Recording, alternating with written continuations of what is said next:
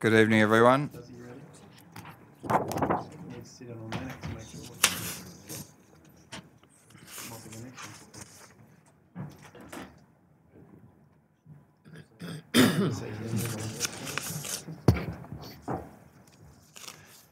Good evening, everyone. Welcome to tonight's extraordinary meeting for Monday the 14th of May 2018 at 6 p.m. Opening prayer and acknowledgement of custodians of land. Would you all please stand? Lord, we ask that you guide us in our decision-making, protect us in the community we serve from all that is evil, and strengthen our unity for the welfare of the city. Amen. Acknowledgement to country. I would like to acknowledge our Wiradjuri people as the traditional custodians of the land that we meet upon today, and pay my respects to the elders both past, present and future, for they hold the memories, culture, tradition and hopes of Aboriginal and Torres Strait Islander people that contribute to our community. Thank you.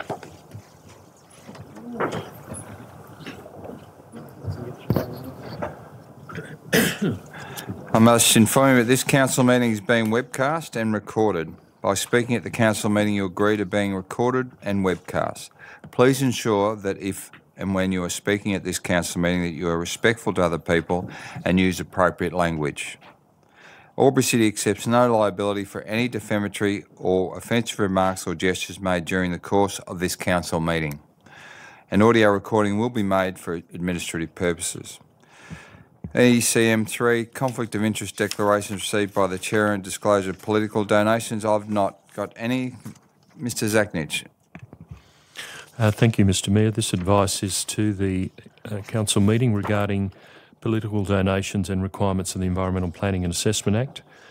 The Environmental Planning and Assessment Act Section 147 requires a person submitting planning applications or submissions regarding a planning application to disclose any reportable political donation and or gifts to any local councillor or employee of council. Reportable political donations include those of or above $1,000. The disclosure statement forms are available on Council's website or from the Customer Service Centre and must be lodged in accordance with the Act. The forms are also available at the back of the chamber during meetings. In dealing with development applications, councillors need to take into account specific matters contained in the Environmental Planning and Assessment Act. Accordingly, the provisions of Section 79C1 of that Act are set out in the cover page prior to the agenda item, which can be used by councillors as a reference guide of issues to be considered. The Local Government Act 1993, Section 375A requires that a division be called whenever a motion of a planning decision is put at a meeting of the council or a council committee. Planning decision means a decision made in the exercise of a function of council under the Environmental Planning and Assessment Act, including a decision relating to a development application, an environmental planning instrument, a development control plan or a development contribution plan under that Act, but not including the making of an order under Division 2A, Part 6 of that Act. Thank you, Mr Mayor. Thank you, Mr Zachnich. ECM 4, apologies. There are no apologies received. ECM 5, there is no Merrill minute. ECM 6, officers' reports for consideration. There are no officers' reports for consideration. We have ECM 6.1, which is development application 10.2017.35487.1, Lot 302, DP 1206159, Diamond Drive with Thaguna, -3, Lot Torrens Title Subdivision, associated works and tree removal. Thank you, councillors. Councillor Con. Thank you, Mr Mayor. I'd like to move an alternate motion to the recommendation, please. That's that Council A, receive and note the contents of this report, and B, defer determination of this development application and request that the proponent provide additional public open space. Thank you, Councillor Con. I'll just wait for the alternate motion to be put on the... Right.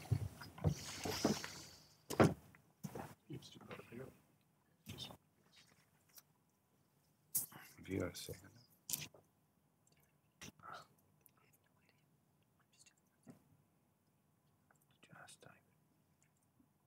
You just go and go. Okay.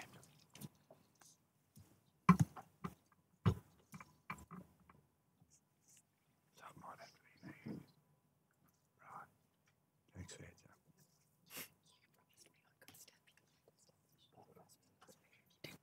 Oh, that's right. That comes second. Yep. Looking for a seconder for the motion, councillors. Councillor Thurley. I'll second the motion, Mr Mayor. Thank you, Councillor Thurley.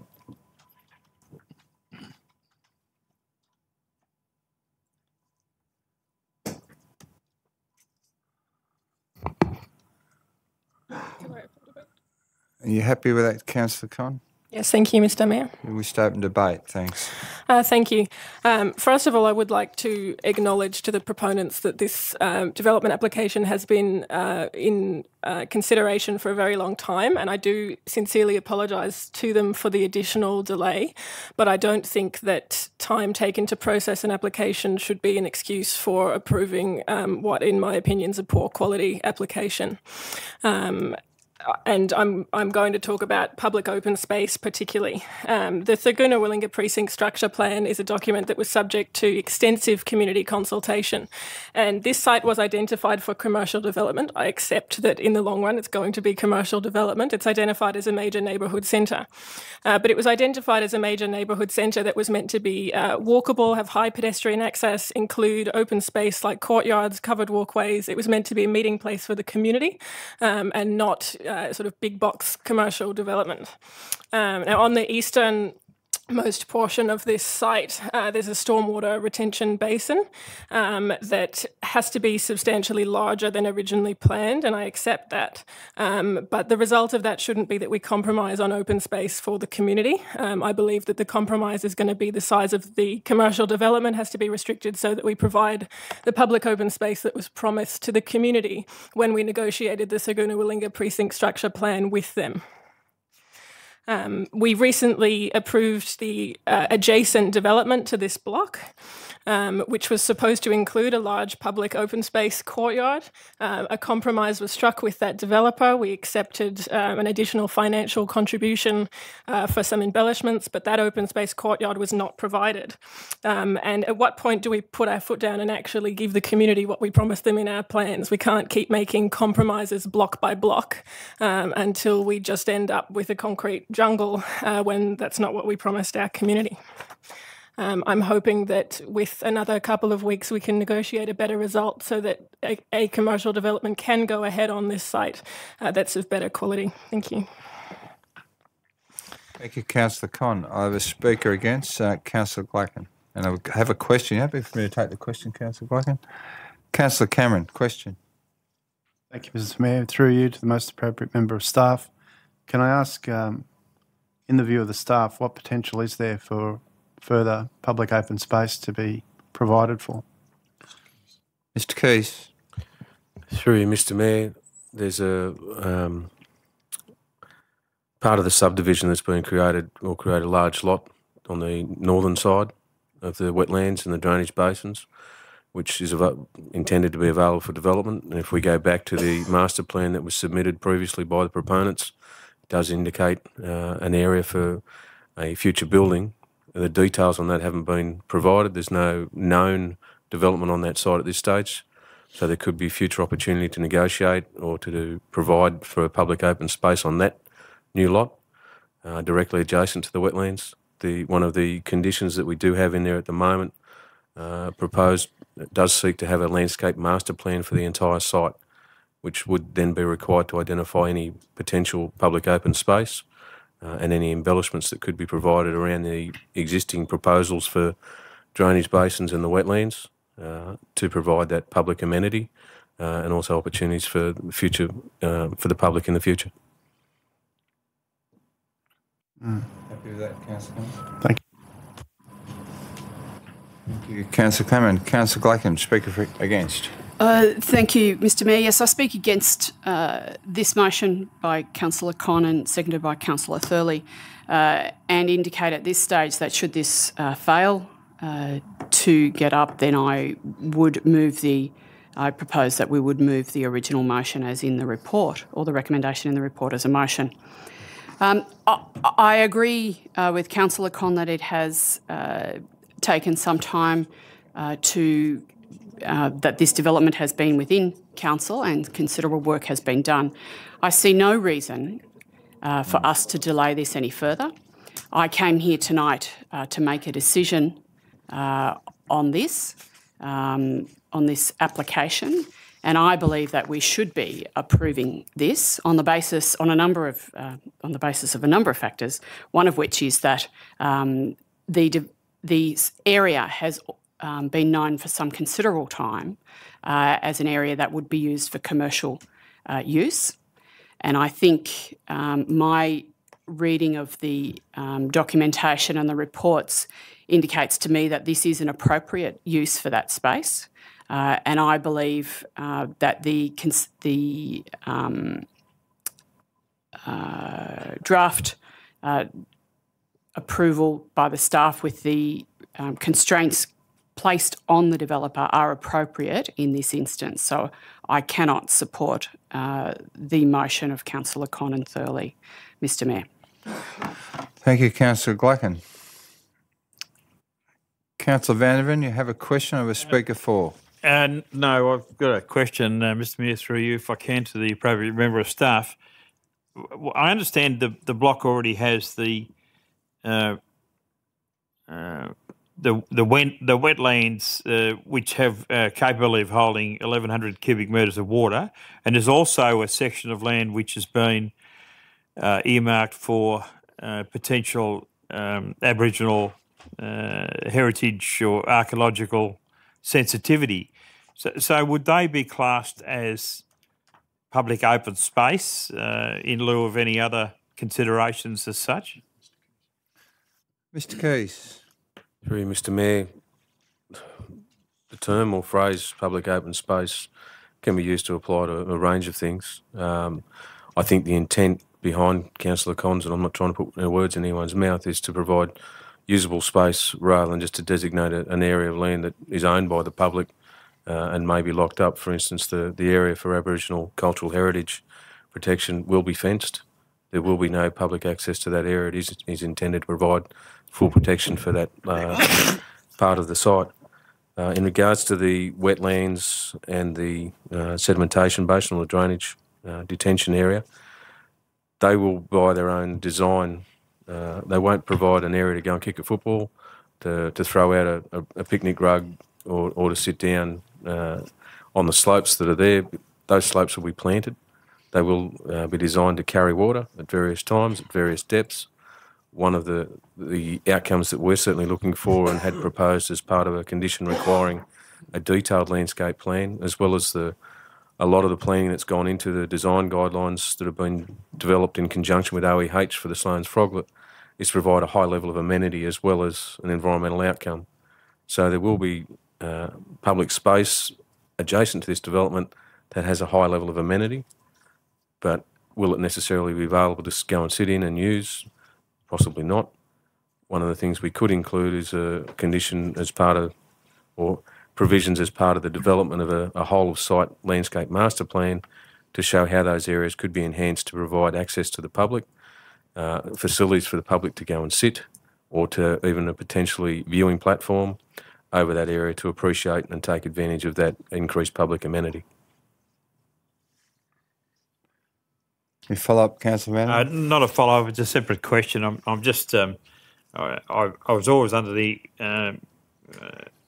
understanding that we had stormwater retention basins and ponds. I don't know when it changed to detention.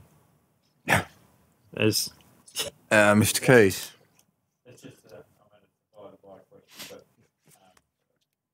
all of the details or all of the discussion I've ever had with stormwater retention has been retention, not detention. But is there a difference and why the change? Through you, Mr Mayor, it's to do with the hydrology and the associated provisions for the Sloane's Froglet, to divert flows, to retain flows in certain circumstances, or to retain stormwater in other events. So it's an element of both. There are parts of this design that provide for both features or hydrological outcomes. So follow up, Mr Mayor. So is detention the same as retention, or is it a different meaning? No, one's for a reason, the other one's in case it rains, I think. Mr Keys. Through you, Mr Mayor, one is to ensure that water can be retained on the site for a definitive period, to achieve the environmental outcomes that have been designed. That may include the habitat for the Sloane's froglet, their breeding ground, but also the aquatic plants, flora and fauna that rely on that. And the other one is to retain it during peak flows to allow or to prevent significant erosion events downstream off the site as a result of urban development. Or detained, sorry, I'll get the words right. My apologies, Mr Mayor. Thank you, Councillor Vanderman. Speaker 4, Councillor Thurley. Just briefly, Mr Mayor, we are told in our report that the Thurgoona-Willinga Precinct structure plan is only indicative. And the problem I have with that is we keep saying it's only indicative. We went to our community, they told us what they wanted, and now it's only indicative, so that if something is totally removed from what they indicated they wanted, it seems to me unimportant. I believe if this motion gets up, it would be good that we could have further discussions with the developer to look to make the development more community friendly, if that's the case. I note, for example, that if we because of the full use of the site available, we have to have a detention pond that involves, or a retention pond, whichever it is, a cut of up to 4.2 metres. It will be a very steep retention basin, will require significant engineering works on the sides to prevent erosion and to be publicly safe. So I think there are better ways, some better improvements that could be made to this development. I hope that if this motion fails and the original motion is in place, that we can talk and continue to talk with the developer to achieve somewhat better outcomes than I see here. Thank you, Councillor Thurley. Just whilst we're on that, there are no further speakers for or against. I'd just like to ask a question, probably Mr Keys, in relation to the indicative concept plan that is in the report versus the outcome in this instance. Is it made clear to developers in this case that there's a requirement to try and ameliorate the two things in terms of get some common ground in relation to open space? Because I just am a bit confused if we're saying that this is the concept and this is what the community have asked for and this is what we've actually come to, because this one's been on the horizon for quite some time. Mr Mayor, the exact wording in the precinct structure plan, the strategy adopted by council, is the site layout or the diagrams provided in that document are indicative. That's the wording that was provided.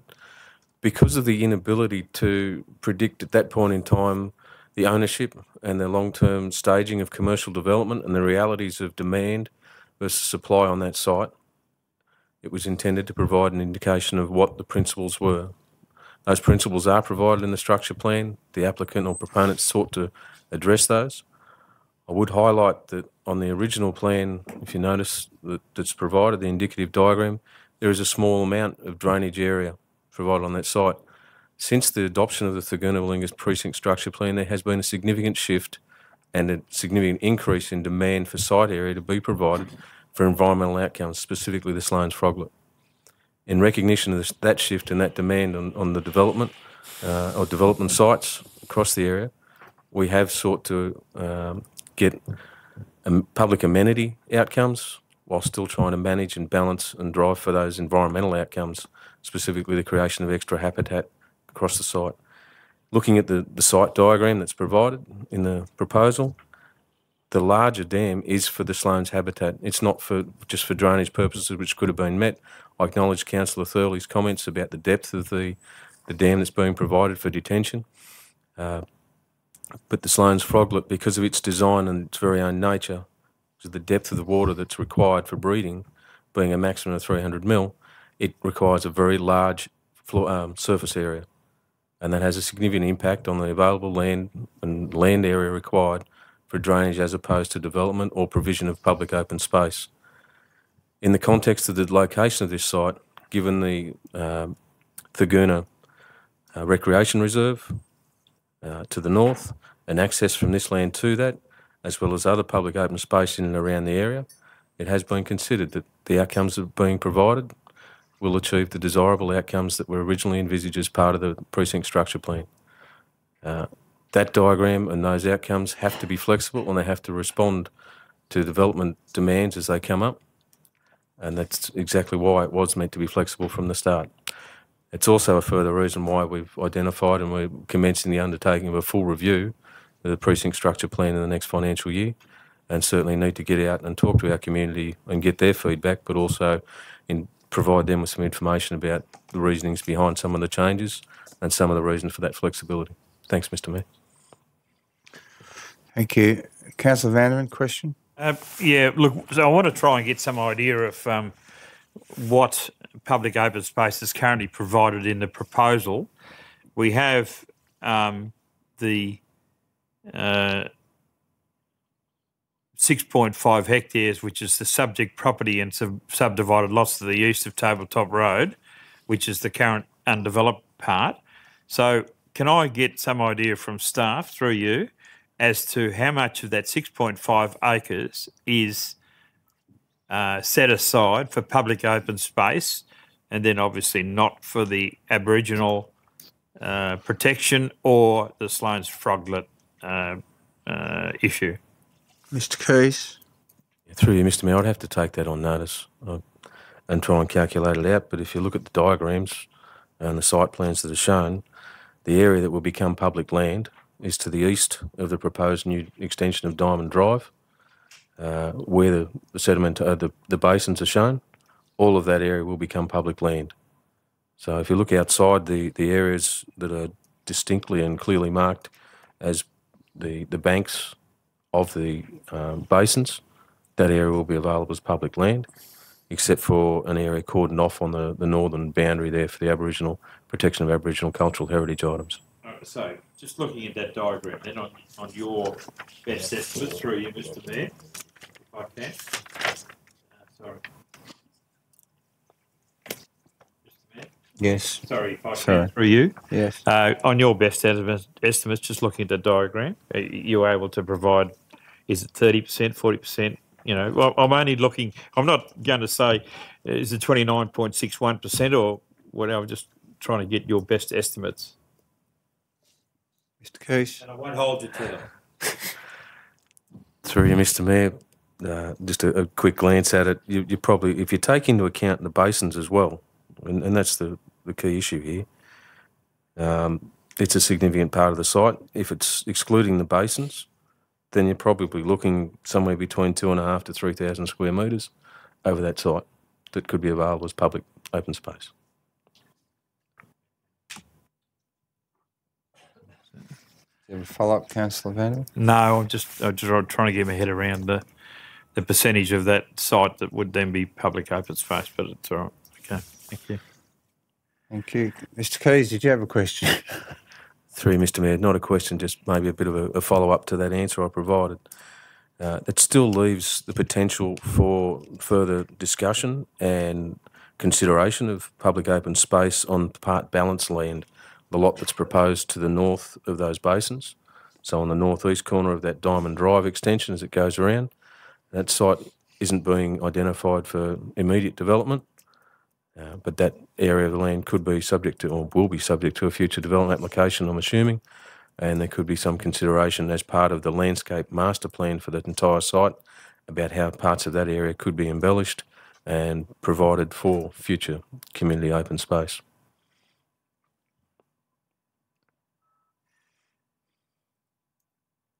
We have a question from Councillor Stutchbury and a speaker for. Councillor Stutchbury. Thank you, Mr Mayor. I wonder if you would permit me to ask a question of the mover of the amendment, given that this came up as something of a surprise to me. Could Councillor Con, if she was allowed to answer this question, let me and everyone here know what she would consider to be an acceptable additional public open space? Councillor Con, did you wish to answer that question? Thank you, Mr Mayor. I'm happy to answer the question from Councillor Stutchbury.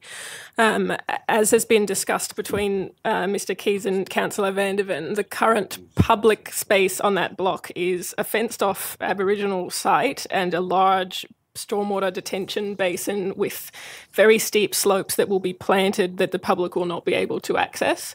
Point of order, I think that's a misconstruing of the answer. I asked the question about public open space to Mr. Keys, excluding the Aboriginal site and the area set aside for Sloane's Frogland. So the answer I got was actually about the public open space. Which is around 3,000 square metres roughly. Was That's that correct. the response? Thank you. Thank you, Councillor Vandeman. Councillor Con, did you wish to continue? Thank you. Yes. What I'm looking for are some of the provisions from the Thurgoona-Willinga Precinct Structure Plan. I want there to be space that members of the public can access on foot or on a bicycle, where people can sit outside and have a picnic and exist in public without being expected to spend money. That's not a part of the commercial development, that's actually accessible to the public. So not, an outdoor deck of a restaurant and that sort of thing. Councillor Shrewsbury, happy with that? It hasn't really added much information to the debate. Perhaps Councillor Con could expand upon her thoughts when she closes the debate. Thank you. Councillor Vandeman, do you have another question? I did, Mr. Mayor. Thank you. About 3/4 of a kilometre away is the Thurgoona Community Centre. How much public open space is there around that Thurgoona Community Centre? Mr. Keys, are you able to answer that question? I'd have to take that on notice, Mr. Mayor. Thank you. Thank you. Councillor Cameron, Speaker 4. Sorry, I bumped my Just button, Mr. Mayor. You bumped your button. Okay. There being no further questions Unauthorised discharge. or debate, I'm happy for Councillor Con to close debate on this. Thank you, Mr. Mayor. Firstly, just to address those last couple of points, Councillor Stutchbury, if I had a clear idea of square meterage I had in mind, I would have put that in my motion. The reason it's deliberately vague is to allow the developer and the staff to renegotiate this, because at the end of the day, the public open space would be rededicated to council. And so it's important that there's actually an agreement on what that looks like, and me pulling a number of square metres out of thin air probably wouldn't have been appropriate. So I've deliberately worded it to be not specific. And secondly, I don't think the Thurgoona Community Centre is at all relevant. The Thurgoona-Willinga Precinct Structure Plan has both the Thurgoona Community Centre and this as a major neighbourhood centre that is separate. There are parks all over Albury that have other parks within walking distance, and that's what makes Albury such a fantastic place to live. And I don't think we can use the Thurgoona Community Centre as an excuse to provide a substandard development on this site. There's been heaps of discussion about the structure plan and how indicative it is or not. The report we've been provided from staff relies on the precinct structure plan when they address the objections on the grounds of consultation. So I believe that only the surrounding properties were notified about this development. One of the objectors said that much broader community consultation should have been undertaken. And the report then says that was done as part of the Thurgoona-Willinga precinct structure plan that we're proposing to ignore because it's only indicative. There's been lots of discussion about the compromises the developers had to make in terms of the basin and Aboriginal heritage. I acknowledge those. But there's lots of other compromises the communities had to make. The original proposed plan for this site didn't actually have a road running through the middle of it at all. It didn't include the removal of 250 trees. Allowed 150 of those are being removed to facilitate future development when we don't even know what's going there. And we've already lost the town square that was proposed to be on the corner of Tabletop Road and Thurgoona Drive in the previous development that we approved last month. So there's been an enormous amount of compromise on the part of the community already. I'm putting my foot down on one issue, which is the public open space. I don't think a tiny grassed area between the road and the stormwater detention basin provides quality amenity for members of the public to use this space to enjoy it and to access it on foot. I think that we owe the community a better quality development than this. I hope that councillors will support my motion so that we can look forward to approving a better quality development in a couple of weeks' time. Thank you, Councillor Con. On that note, I'll put the motion as it stands at the moment, and we have a division. So, councillors, all those in favour? Suchbury, Mack, Con and Thurley. Those against? Doxey, Cameron, Glacken, King and Vandervan. The motion is lost. So we revert to the original motion. Councillor Glacken. Thank you, Mr Mayor. I'd like to move the original motion, original recommendation as a motion, please. Thank you. Councillor Doxey. Happy to second, Mr Mayor. Thank you. I'll wait for it to put up the screen before we start debate. Yes. A normal process. Yes. Thank you. When it comes in, yeah. We have to see it first. Thanks. Thanks, Mr. Councillor Madden.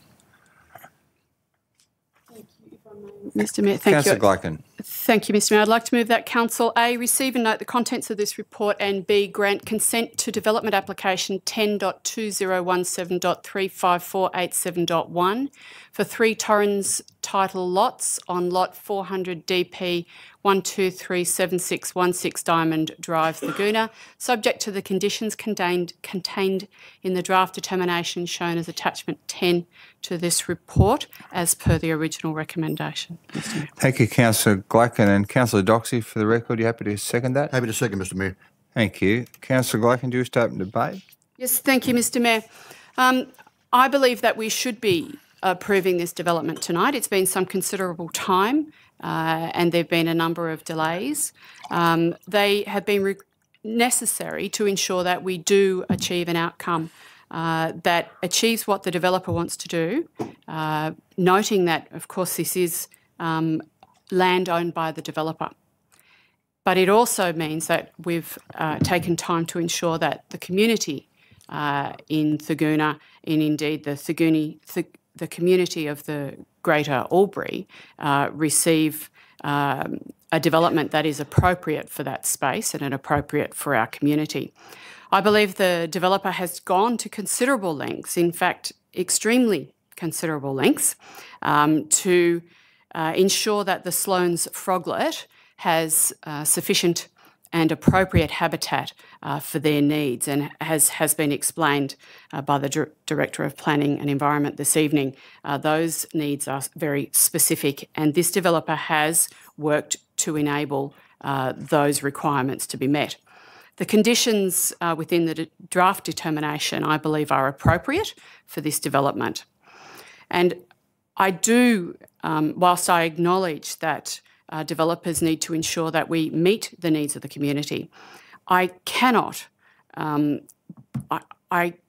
do not believe that this developer needs to provide more by way of public open space. It is not possible, I believe, for one developer to ensure public open space for that entire Thurgoona area.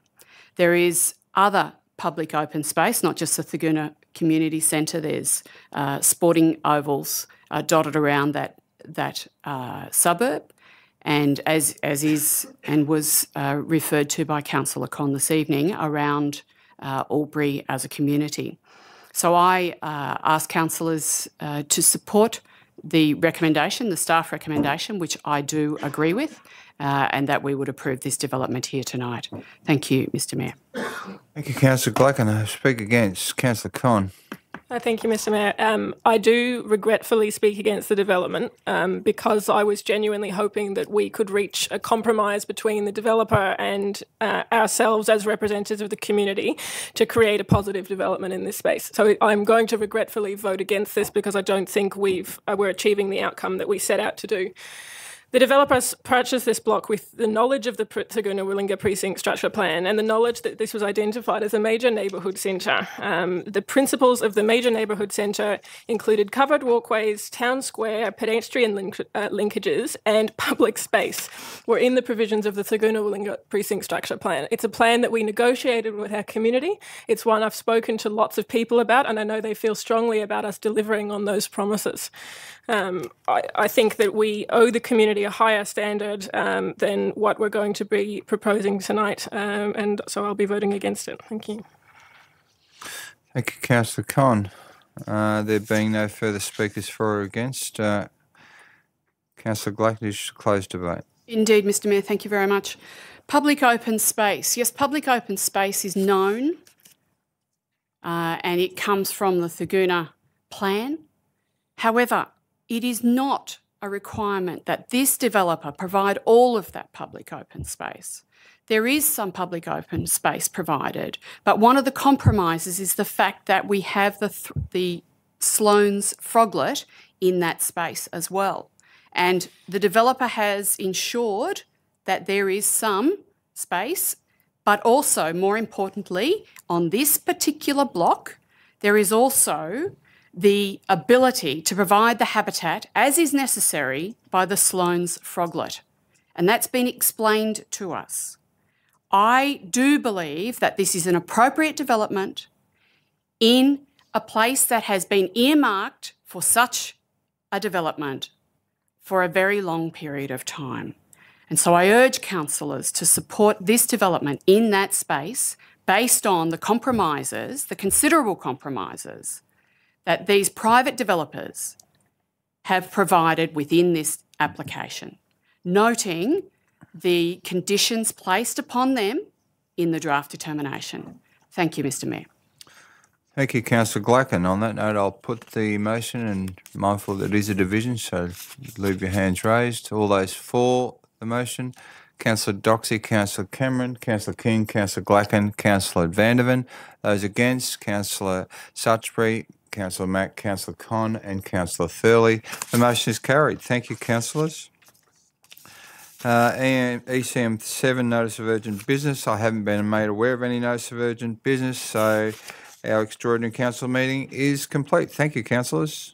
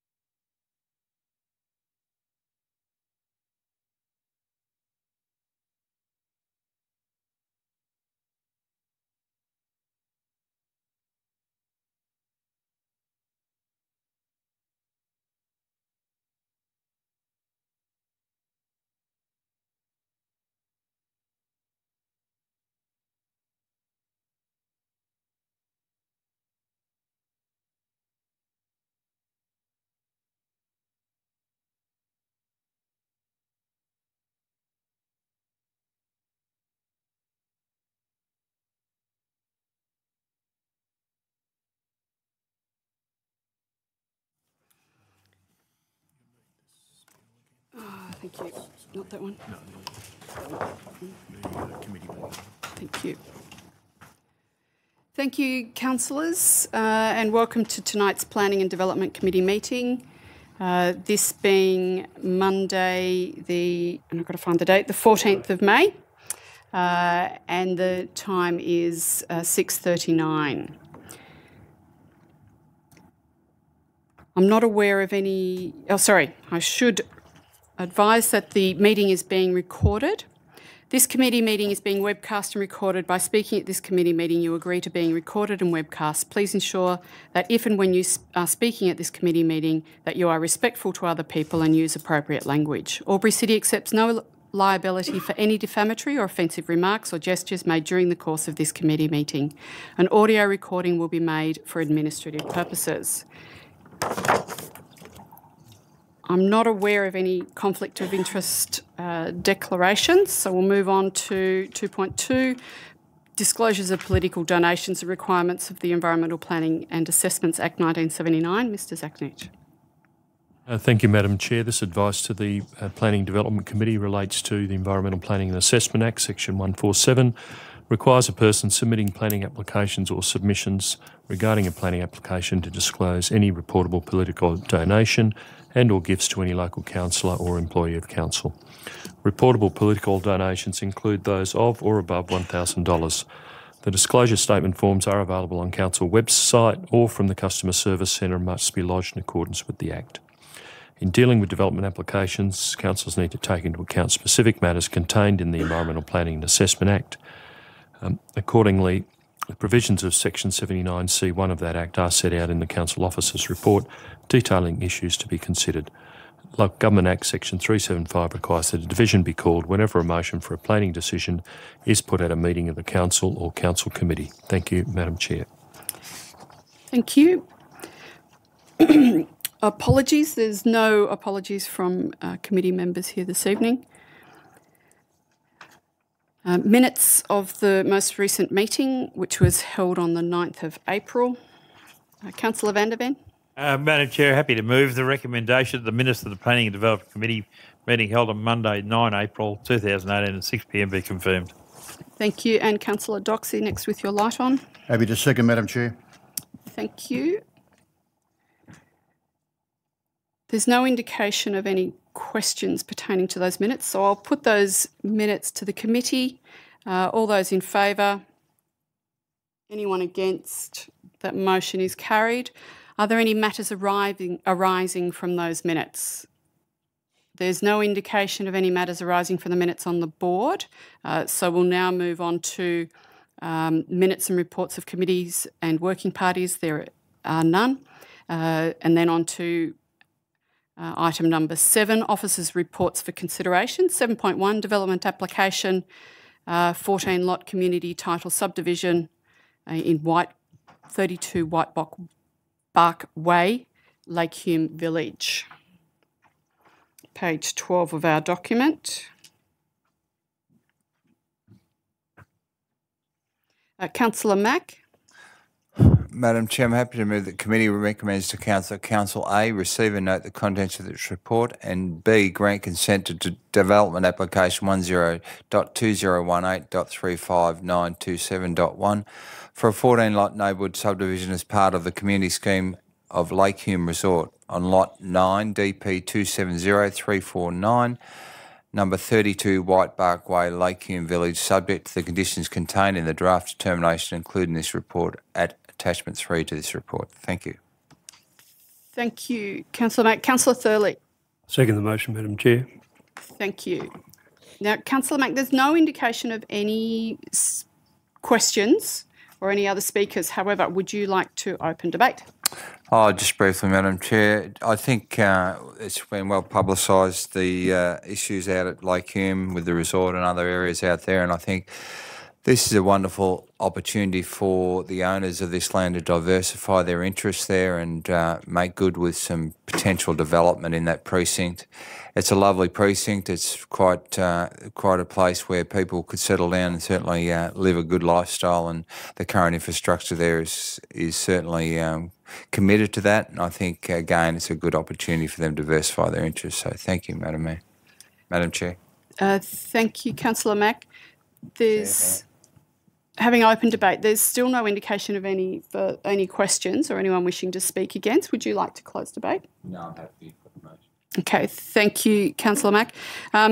This will need a division, councillors. I'll put this motion to the committee. All those in favour?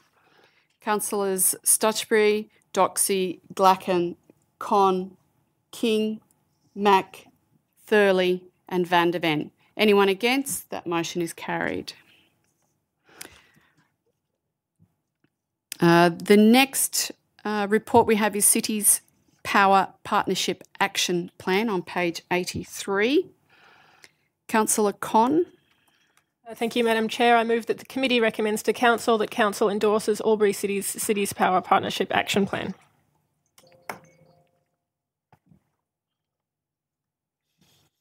Councillor Mack. Happy to second that, Madam Chair. Thank you. Sorry, I'm just getting to the right section. The numbering's a bit out.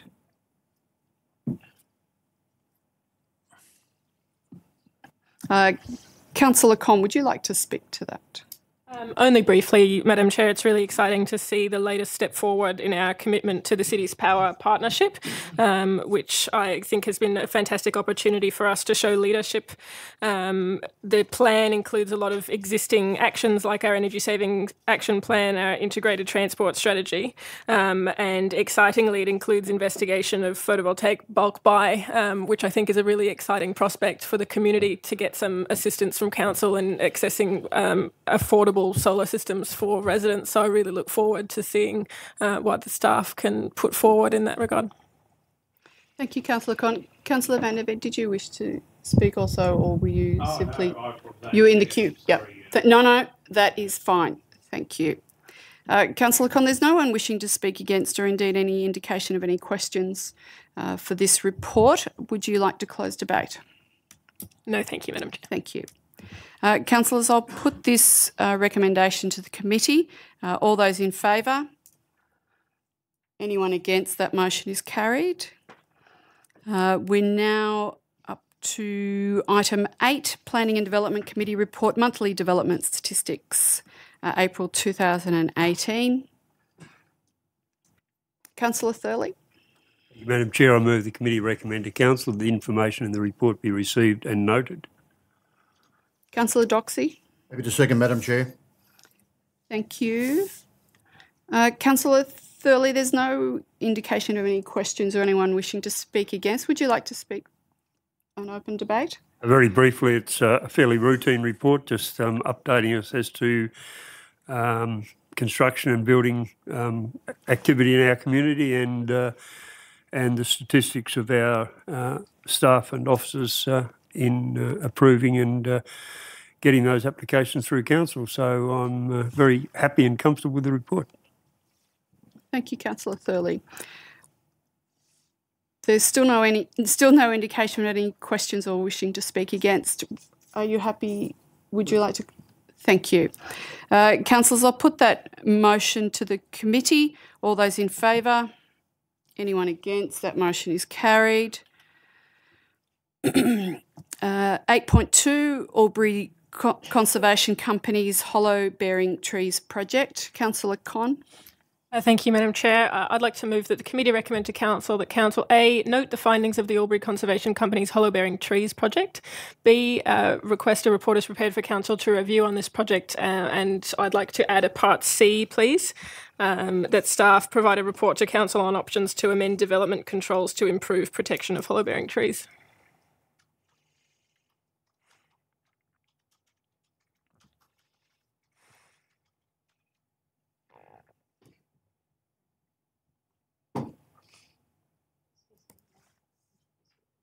Yes, Councillor Con, can you repeat that, please? Part C, that Council be provided options to amend development controls to improve protection of hollow bearing trees. So that's a report? Yes. Okay.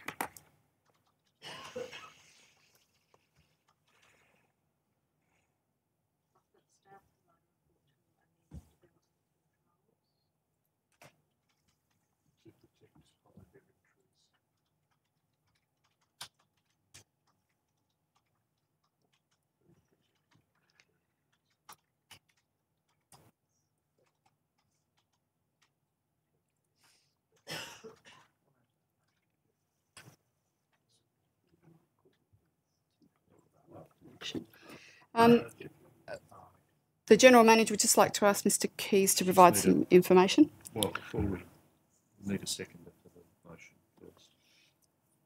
Right. Okay. Councillor Mack, you happy to second that, are you? Happy to second that, Madam Chair. Thank you. Mr Keys. Just a point of clarification, if I can, there is a typographical error on that report. The Part B shouldn't be there. This is actually the report to council on the hollow bearing tree project. Mm-hmm. So item B shouldn't have been printed. I apologise for that, but just to highlight that for council. In regards to development controls, we can certainly look at that as part of our workshop and the review of the Albury Development Control Plan that's coming up next week, including workshop over the next couple of months. So more than happy for that to be included. Noting that answer, Councillor Con, would you like to, we've need to remove B. Yes, thank you, Madam Chair. Noting that answer, I was adding Part C to the recommendation as written in the report. If that's an error, I'm happy for Part B to be removed and for Part C to become Part B. And noting the information provided by Mr. Keys, would it be possible to change that recommendation B, that new B, to be for it to be discussed as part of the new planning? I'd like to be provided with options to amend development controls. Okay. If that's one of the options, then it can be. Yep. Okay, thank you. And Councillor Mack, you're happy with that? Yes, thanks, Madam Chair. Okay, thank you. I have a couple of questions, and then are you happy for me to come to you, Councillor Con, for the opening? Or would you like to open debate now? I'd rather open debate because certainly. I suspect I might answer some of the questions. They're welcome to ask them afterward. The hollow bearing tree project that we've undertaken in collaboration with the Albury Conservation Company is a fantastic project. And I had the pleasure of spending an entire day with the Albury Conservation Company and various stakeholders, including council staff and developers, about the importance of hollow bearing trees to our community. If I can summarise an entire day into one sentence, it's we completely underestimate the importance of hollow bearing trees in terms of habitat. They take over 100 years to grow. They're really important for a whole range of species. An individual tree can provide up to 24 hollows, and new evidence is showing that, contrary to prior thinking, even isolated hollow-bearing trees are really important. So previously we've had given permission for them to be cut down because they weren't connected to other hollow-bearing trees, and in fact we actually need to protect all of them. I believe it's a bit hypocritical of us to be collaborating and promoting projects like this while simultaneously permitting hollow-bearing trees to be removed as part of developments. And I think it's really important in reviewing a fantastic project that we actually look at what options we have to do better in future. Thank you, Councillor Con. Councillor Docks, you have a question? Thank you, Madam Chair. My question is to Councillor Con. What is her definition of a hollow-bearing tree? Is it a tree that's still standing or a tree that has fallen? And how big does it need to be? I'm happy to answer. Councillor Con. Thank you, Councillor Doxey. Based on the workshop I attended, a hollow-bearing tree does not have to be living. A deceased tree that still has hollows provides important habitat, and it's important to protect deceased hollow-bearing trees also. The hollow-bearing trees are determined by visual inspection to see if they provide hollows for birds and other wildlife, and typically the trees have to be quite large for this process to take place and are typically over 100 years old. If I can, Councillor Con, one of the questions asked by Councillor Doxey, or part of the question was, do they need to be standing, or can some of those hollow-bearing trees be actually fallen over, lying down? Thank you, Madam Chair. I might have to pass part of that one through to staff. I believe there is some habitat value in hollow-bearing trees lying down, but for some species such as birds, the height is important as well. Mr. Keys. Through you, Madam Chair, it covers both. There's significance of both hollow-bearing trees that are on the ground, provide protection for foraging animals, flora and fauna, but also particularly those that are upright, do provide connection for squirrel gliders, birds, nesting boxes, etc. So both categories, and there can be opportunities to consider the retention or relocation on sites, in particular environmental areas, to provide for those provisions, and that's the things that we can explore as part of these requests from Councillor Con. Thank you, Mr. Keys. Councillor Doxey, you had another question, and then Councillor Van der Vent. Thank you, Madam Chair. I have a concern with it. I don't have a concern overall, but it does worry me in as much as this has a real potential of locking up a lot of our area. Point of order, is this a question or a statement in a debate? I'm going to ask a question now. Thanks, Councillor Thurley. So my question will be to Mr. Keys. Is it reasonable to consider every tree on its own merits that has fallen and is likely to be a habitat for a ground creature? You can't relocate the tree, therefore would there be an exclusion zone around that? Thank you. Mr. Keys. Yes, Mr. Keys. Through you, Madam Chair, without trying to defer the question, each location would be treated with its own circumstances, and depending on the species that may be present in that area or prevalent in that area and may rely on or require that habitat, those considerations will be taken into account. We do have some ground-dwelling flora in the area that certainly need some protection and utilise these sort of facilities or these assets in the area. Now, we could also look at the location of those and how other developments in other areas, not necessarily in Albury, have utilised the provision where trees that may be removed are relocated and provided in areas that have greater environmental value, and they can be actually used to add value to that or enhance the existing environmental properties. They're all elements that we can take into account. It may not significantly restrict or remove opportunities for development, but certainly taking into account where those isolated stands of hollow-bearing trees may be or may exist. All of those elements to be taken into account. Thank you, Mr Keys. Councillor Van der Ven, a question. Thank you, Madam Chair. Through you to the relevant member of staff. I've just had a quick look at the overview of the New South Wales biodiversity legislation. I just wonder what opportunities there are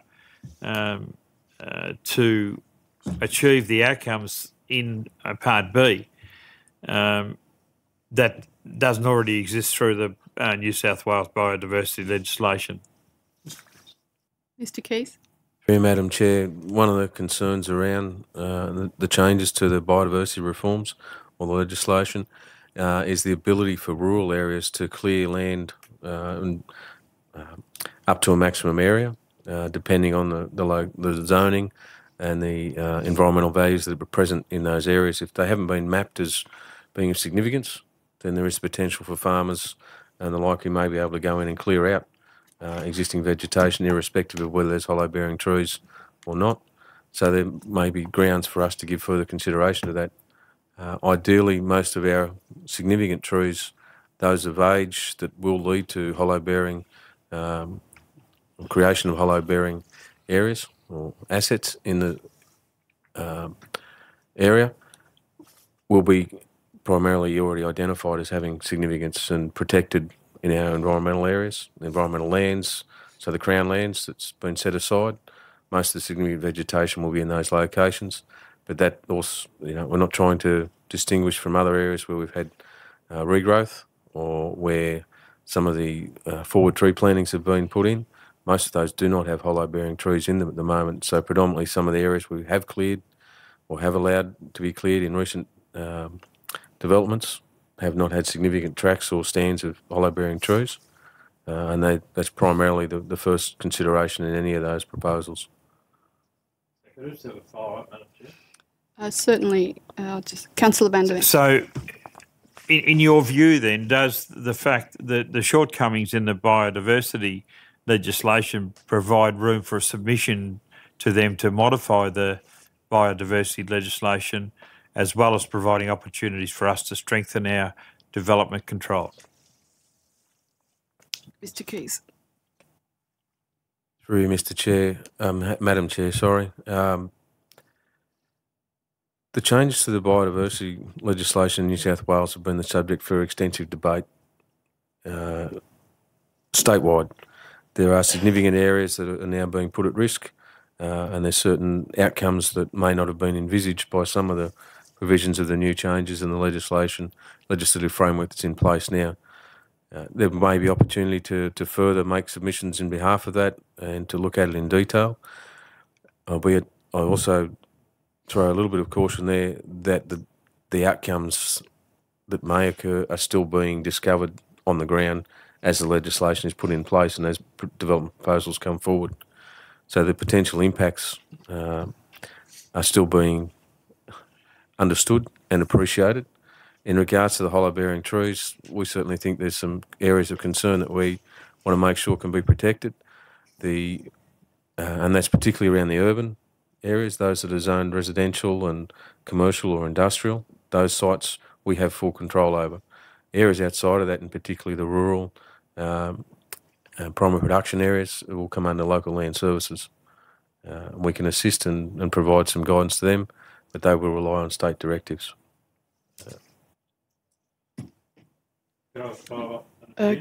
Yes. On the basis of that answer, is there a room for a Part C to this, that the staff provide a report with potential further submissions to the New South Wales biodiversity legislation around better protection for hollow-bearing trees? Is that something that... Mr. Keats? You've already expressed those concerns. I'm just asking whether there's room then for a Part C on this, because it's not just around a particular area. So I'm happy to take some advice from staff around whether that's useful in this particular context. General Manager.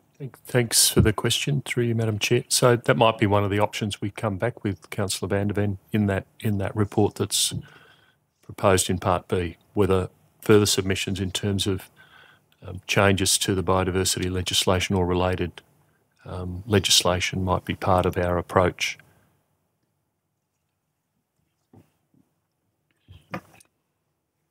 Thanks, Councillor van der Ven. A couple of speakers for.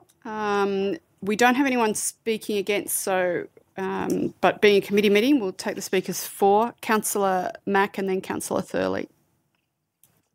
Thank you, Madam Chair. Looking through the report and understanding the reasons why we do things, it's sometimes somewhat of a contradiction. We've asked for a amount of money, $54,000. We've received it, and we've then given this company the responsibility of doing a comprehensive report on this particular issue. And I don't think as councillors we've identified the Thurgoona-Willinga corridor as being environmentally sensitive and important to the development of our community, and certainly important to creating awareness amongst our younger community. We're knocking down trees willy-nilly, as per the previous DA we looked at prior to tonight's planning meeting. I think the hollow-bearing trees have a significant role in our ecology, and certainly with the flora and fauna of our Thurgoona-Willinga corridor, let alone our city where there are other hollow-bearing trees. I find that we need to be really strong on this particular issue, and certainly educate our community about the importance of these habitats for fauna, and certainly survival of these trees is critically important. I do applaud Councillor van der Ven's notion that we should be making application to the government in relation to getting a clear guideline about the DCP on this issue, because I think if we are truly going to protect our corridors and have future for our community, we need to start by doing that as the first thing. But I support Councillor Con's issue in this motion. Thank you. Thank you, Councillor Mack. Councillor Thurley. Thank you, Madam Chair. I just wanted to add one thing in that too often we think only of hollow-bearing trees as those standing upright. It has been long known, and this is why governments in most states have moved to prevent random collection of firewood from roadsides and other reserves, because the trees that are laying on the ground provide very important habitat. Thank you, Councillor Thurley. Councillor Con, would you like to close debate? Thank you, Madam Chair, and thank you, fellow councillors, for your support. To Councillor van der Ven, the repeal of the Native Vegetation Act by the state government was an absolute disgrace, but I'm not holding my breath for this particular state government to fix that problem. I'm happy to take on board your suggestion and write to the state government, but it really is our responsibility to do whatever we can at a local level to protect these trees, and I believe that there is significantly more that we could be doing. One of the presentations that we had at the workshop was from a gentleman working in Canberra, where hollow-bearing trees were removed as part of residential development in Canberra, and they're now going through the very expensive process of putting some of them back. They're actually putting up dead hollow-bearing trees on concrete platforms because they're so critically important. Albury is growing very quickly. Let's get this right the first time. Thank you, Councillor Con. I'll put this report to the committee. All those in favour? Anyone against that motion is carried. Councillors, there are no further reports for noting urgent business or confidential matters, so I therefore close the meeting at 7:05 p.m. Thank you.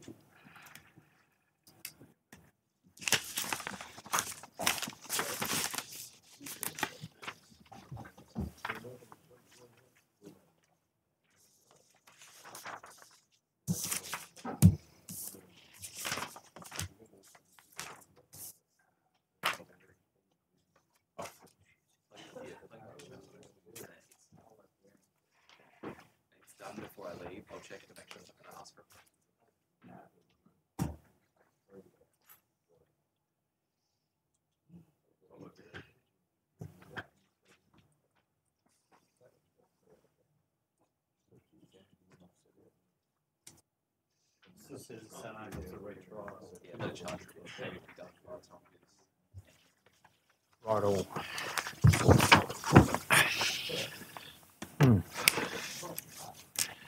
Hello, Frank. How are you doing? Welcome back. What do you mean, welcome back? Haven't you? Where have you been? Hello, Ray. Not here. How's Therese? Yeah, she's good. Yeah? Yeah, good.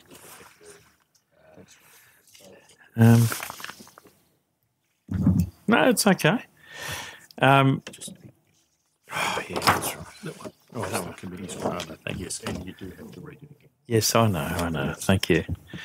Welcome to the Engineering and Works Committee for tonight, the 14th of May. I'll just read the committee meeting. This committee meeting is being webcast and recorded. By speaking at the committee meeting, you agree to being recorded and webcast. Please ensure that if and when you are speaking at this committee meeting that you are respectful to other people and use appropriate language. AlburyCity accepts no liability for any defamatory or offensive remarks or gestures made during the course of this committee meeting. An audio recording will be made for administrative purposes. Conflict of interest declarations received? None received. Apologies? No apologies. Everyone's present. Move to EWC 4, confirmation of minutes, please. Councillor Mack. Thank you, Mr Chair. Happy to move the minutes of the Engineering and Works Committee meeting held on Monday the 9th of April 2018 at 6:27pm be confirmed. Thanks. Thank you. Councillor Stutchbury. Happy to second that, Mr Chair. Thank you, Councillor Stutchbury. Put that recommendation. All those in favour? Against? It's carried. Matters arising from the minutes? Reports and minutes of committees and working parties, EWC 6.1. Councillor Thurley. Thank you, Mr Chair. I move that the minutes and recommendations of the Floodplain Risk Management Committee meeting held on the 22nd of March 2018 be received, noted and accepted. Thank you, Councillor Doxey. Happy to second, Mr Chair. Thank you. Do you wish to speak to that, Councillor Thurley? Thank you. I'll put the motion. All those in favour? Against? It's carried.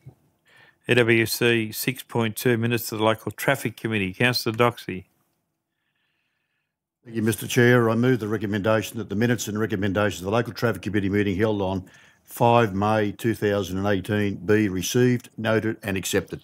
Thank you. Councillor Mack. Happy to second that, Mr Chair. Thank you. Councillor Doxey, do you wish to speak to that motion? No, thank you. Thank you. No questions. I'll put the motion. All those in favour? Against? It's carried. EWC 7.1, Waterview Wastewater Treatment Plant Inlet Screening Device Replacement Contracts. Councillor Thurley. Thank you, Mr Chair. I move that the committee recommends to Council that Council accepts the alternative submission from Acceptance Group Proprietary Limited for contract number 17/02172, supply, installation and commissioning of 2 band screens at the Waterview Wastewater Treatment Plant in the lump sum amount of $339,753.70, including GST. Thank you. Councillor Glacken. Happy to second that, Mr Chair. Thank you. Councillor Thurley, do you wish to speak to that? No, I think it's a pretty routine report. Okay, thank you. Any questions? Anyone seeking against? I'll put the motion. All those in favour? Against? That's carried. EWC 7.2, Nexus Subdivision Development Electrical Stage 3 contract. Councillor Stutchbury. Thank you, Mr Chair. I recommend that the committee recommends to Council that Council accepts the tender from GPE HV Proprietary Limited for contract number 18/01271 Nexus Development Electrical Stage 3 for the lump sum of $251,661.48, including GST. Thank you. Councillor Mack. Happy to second that, Mr Chair. Thank you. Councillor Stutchbury, do you wish to speak to that recommendation? No. Okay. Any questions? Anyone against? No. I'll put the motion. All those in favour?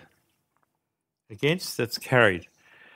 Greater Hume Council, EWC 7.3, Greater Hume Council, Management of Hume Villages Water Supply Scheme. Councillor Thurley. Thank you, Mr Mayor. I move the committee recommends to Council that Council A, thank Greater Hume Shire Council for taking the time to produce a business case for the feasibility of AlburyCity taking management control of the village's water supply scheme. B, decline Greater Hume Shire Council's offer of entering into further negotiations to lower the kilolitre charge for supply of bulk potable water to the village's water supply scheme. And C, continue to monitor the water sector for any future opportunities. Thank you. Councillor Glacken. Oh, Councillor, what happened there? Councillor Mack. Happy to second that, Mr. Chair. Thank you. Did you fall under the desk? No, let's go. All right. Thanks, Councillor Mack. Councillor Thurley, do you wish to speak to that? Look, just...